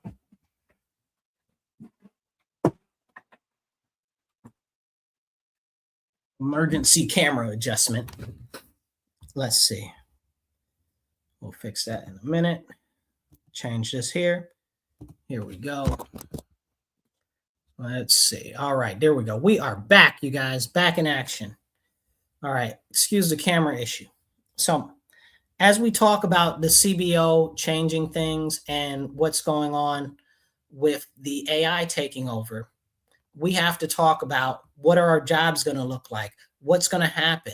This is why we have to get rid of all the illegal aliens.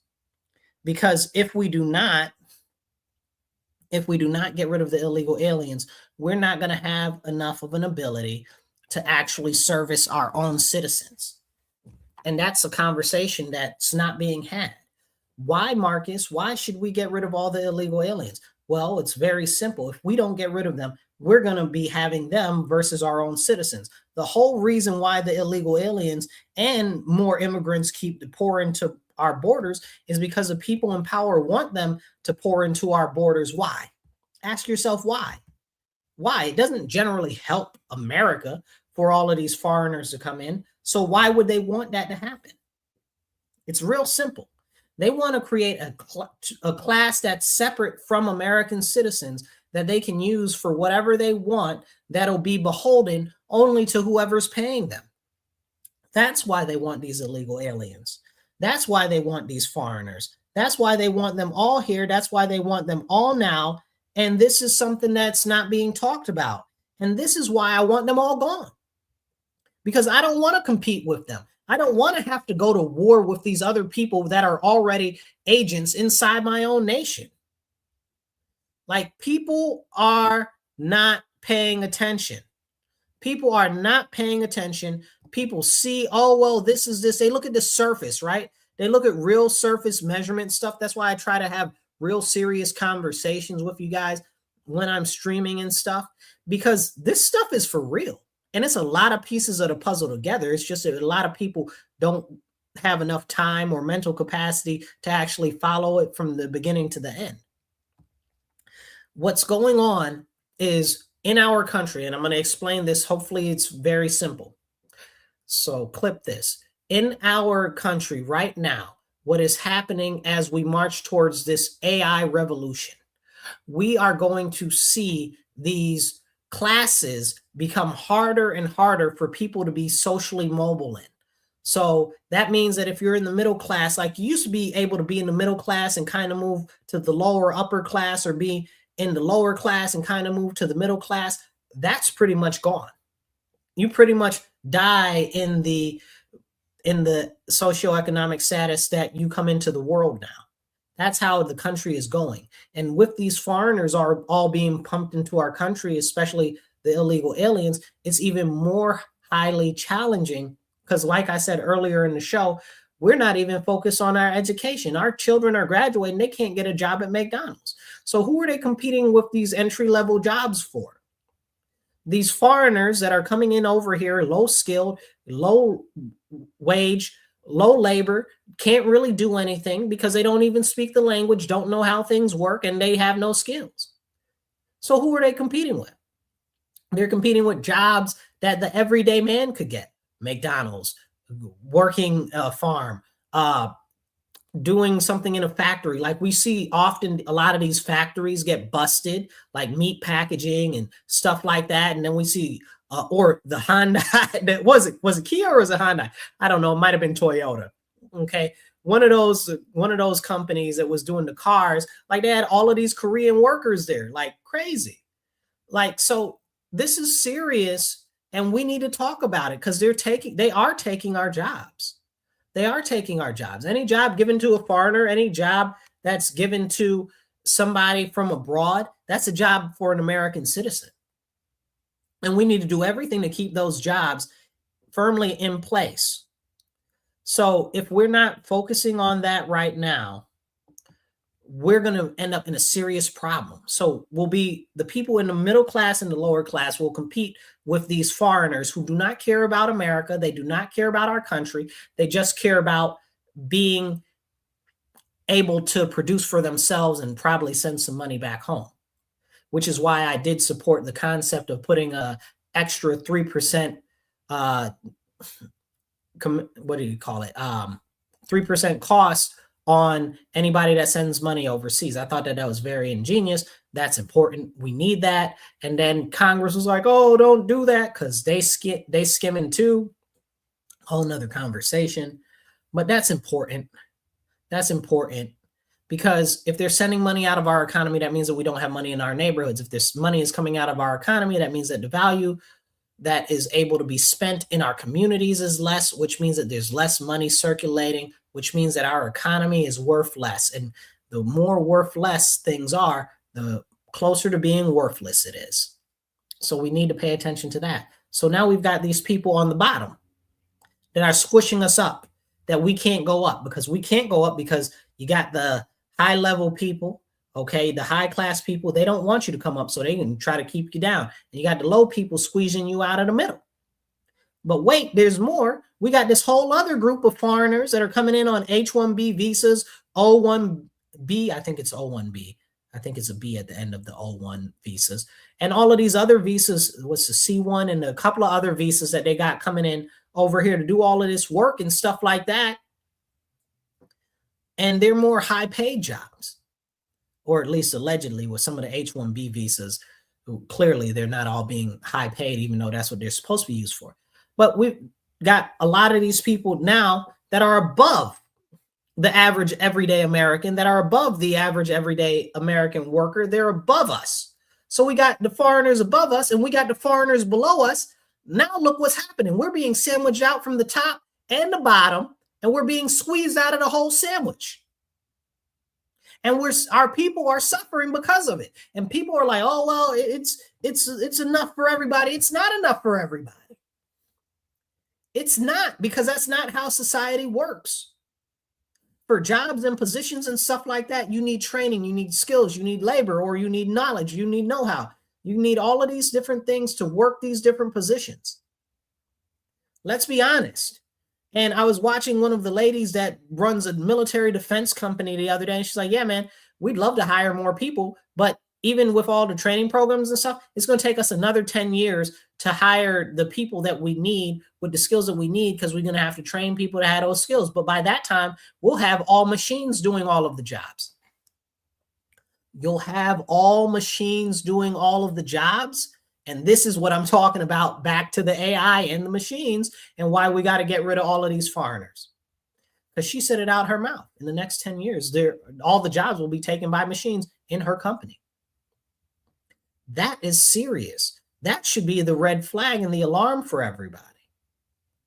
Like, she's got a multi-million-dollar, okay, I think they do something like almost a couple $1 billion a year. I forget what the name of her company is, but they do a couple $1 billion in contracts a year just with the government. Just with the government. And she's talking about in another 10 years, because the people don't have the skills now, they're turning everything into robots. But you go to McDonald's, and the McDonald's is all robots. There's some McDonald's is, depending on where you go in the country, the whole thing is run by machines, run by AI, run by robots. It's got like one person in there.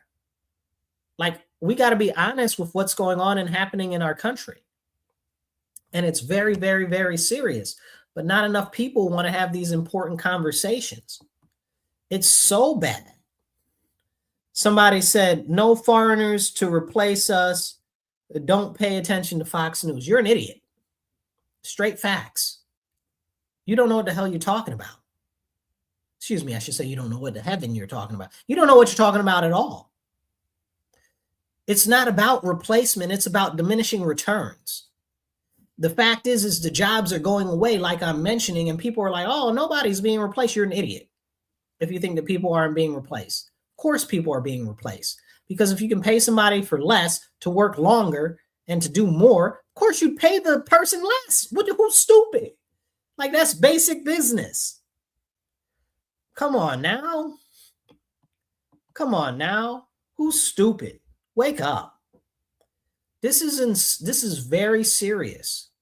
So I'll leave you guys with this, because this is the direction of the world that we're going in right now. And they want to squeeze us out, so we can't fight back, so we can't do anything, because they know that once this AI thing really hits, it's going to be so much destabilization and stuff. They have to have ways to control us, because people can't work, can't eat. People can't work, can't get no money. Government ain't got no money because all the illegal aliens and all the foreigners have expended it. Social Security is gone by 2035, y'all. That's another 9 years. We're out of money. I really hope that some of Trump's plans with the sovereign wealth fund and these baby bonds and other things really work on stabilizing our economy and stuff. But we have to face facts. Right now, if things proceed where they are from today forward, we're in trouble. And Trump, being the president, can't do it all himself. It's really these very Democrat-run states that are the problem. You know, we see prices on energy going down all across the country because of what Trump has done. And here in New York, the price of energy is going up. Explain it to me like I'm 5. Why is that happening? It's very simply happening because of the policies that have been instituted by these Democrats in New York State. Trump's got no control over New York State. He can do what he can on the federal level, but the people that are hurting us in New York State are the Democrats and their policies and their regulations and their taxes, which are bananas. But can we talk about that? We need to. We need to. Trump is not the savior. Trump is not going to save everybody. He's going to do what he can in the position to do what he can. But it's us that need to get active in our different areas, our different states, our different localities, and stuff like that. Because the president can't do anything, no matter what these crazy people outside running in the streets that hate Trump so much think that he can do. One of the biggest problems is Congress. I talk about them all the time. I think almost all of them need to get tipped over and poured out. But secondary to Congress, it's the state level governments that are the problem. And we really need to have that conversation. We really are in a very serious situation. We need to stand up and pay attention to what's going on. These distractions between the Democrat and the Republican are all ways to usurp us as sovereign individuals. They don't want us to have the power. That's why the state keeps putting in more laws and more provisions. And this is important. It really, really is important. People don't want to talk about it. We see what's going on again, and this is important to me. The Second Amendment is very important. We've got these people in Minnesota right now out there, open carry, this, that, and the third, all things that I support. But they're out there saying that people should shoot the ICE. Are you dumb? Are you trying to get them to put more Second Amendment limitations in place? Are you trying to make it so that the policing on the federal level goes even higher and more serious? Like, are you stupid? Like, are you trying to cause problems for us? Like, yes, they are trying to cause problems for us, and people need to wake up and pay attention to what's going on. It's really very direly serious, but people aren't paying attention. But hey, we can only do what we can do. So I encourage you to find a way to get active locally, because we can't do everything ourselves, but we can make little changes in our communities through legislation, through policy, to actually preserve some of our rights, liberties, and freedoms. And that's where we start. But I encourage you, just get a little bit active, go to a town board meeting or a school board meeting, or join your local political committee, because if we don't do anything, nobody's going to do anything. And don't fall in with this whole, my team nonsense. You got to remember, the bigger picture is the government is out for itself. It's not about individuals in the government. It's the government itself is its own living entity organism. Okay. It doesn't care about anybody. These foreign interests, they don't care about anybody. Okay. These China, they don't care about anybody. It's these other people that are out for themselves. They don't care about anybody. They don't care about anybody. We have to stand up. We have to get active. I don't care what anybody says about these illegal aliens. I don't care what anybody says about, oh, we need to stand up against authoritarianism. Listen, I lived through COVID. I don't know how old you were when you lived through COVID, okay? But I figure most of you were of cognizant ability, like you had some thoughts in your head, you can think. And if you lived through COVID, you saw people saying that you needed to check your passport, your Vax pass, to go into a store. They told you to call and inform on your friends and family during Thanksgiving if they had more than 2 people over for Thanksgiving. And we're going to act like that didn't happen. Like, these are the same people that supported that are out here talking about, oh, we're anti-fascist. No, you're not. You are the fascists. Stop playing in my face. I remember what happened during COVID. Now Hawaii is talking about, Oh, they want the people that are concealed carry permit holders to wear an orange band on their arm. You want the people that are concealed carry holders to wear an orange band on their arm in Hawaii? That's what you want to do?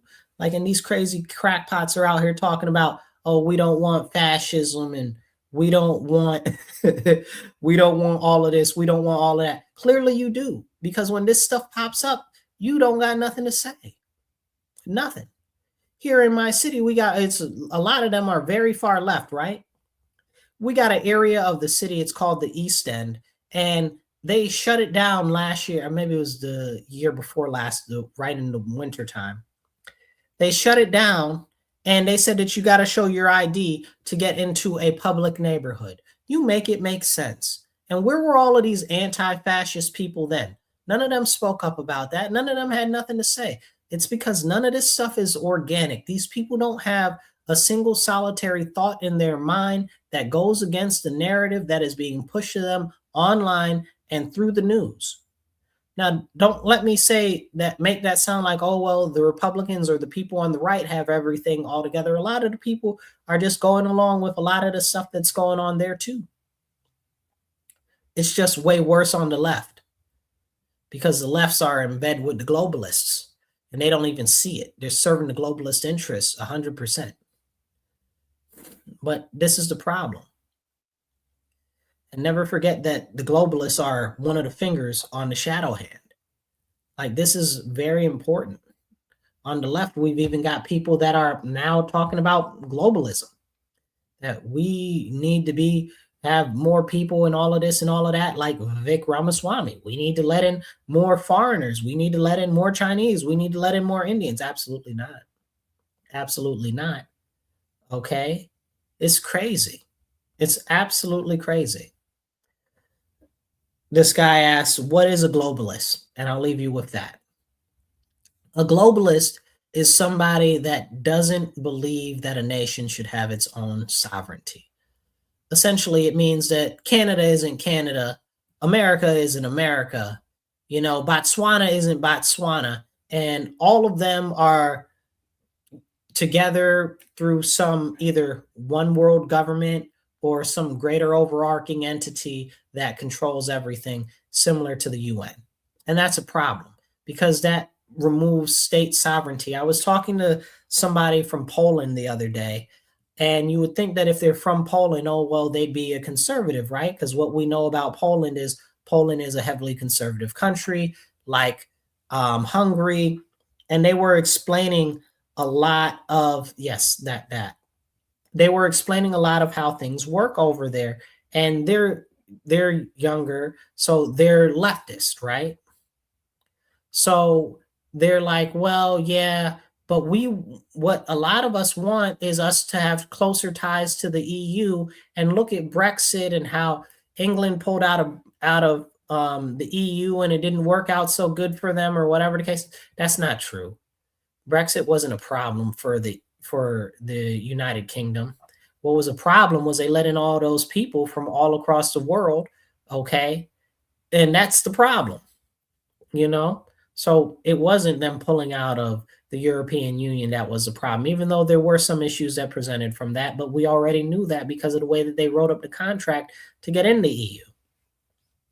But here's the thing. When you talk about, I was talking to this girl and she was like, yeah, so I want closer ties to the European Union. I said, well, if you want the European Union, and she was telling me the history of the country, and apparently Poland didn't exist for like 100 years because they got invaded and like they got wiped off the map for like 100 years. I didn't know that. That was interesting. So she was saying that she wants closer ties to the EU. I said, but if you get closer ties to the EU, then it'll be like your country is erased once again. And I was like, don't you see that? Don't you understand? She's like, well, I still want my country to have its sovereignty. And I was like, you can't if you're part of the EU. But that's what you're arguing for. And she was like, oh, I never thought about it like that. And this is exactly what we need to talk about, because a lot of these people say that they stand by these things. They say that they believe these things, but they don't even think about what the implications of of these things actually are. It's really, really, really serious. And we need to have a conversation about it. Because when I was talking to her, she was like, oh, shoot, I didn't realize that all of the closer ties to the European Union would actually have us lose our sovereignty. And I was like, that's why Britain left. That's why they left. And you're telling me here that you're concerned about your country losing its sovereignty, and you want to give up your country's sovereignty to be part of the European Union. Listen to yourself. And it hadn't dawned on her that with the positives that come along with joining the European Union, because she was like, oh, well, free trade and free transportation, like not free transportation, but you can go through all of the countries with one passport. So, and she'd never put it together that that would lead them to losing their sovereignty. And that's what's going on with these globalists in the United States right now. They're so fiercely independent and anti-government that they don't realize that what they're calling for is going to be the destruction of what they believe are their own rights. So we have to stand up, and we have to encourage people to really have the tough conversations now more than ever, because if we don't, we're headed to a very bad place. All right, you guys, I'll catch you guys later. Please share this video, hit the like button, and make sure that you get the message out there. And please be sure to subscribe if you're not subscribed yet. And if you want to help out the channel, right on either side right here, okay, that's how you can help out. Or if you're watching us on the vertical format right there at the top, that's how you can help out. Okay, I'll catch you guys later. Remember, stand up, speak up, don't shut up, take action. Be blessed and be well.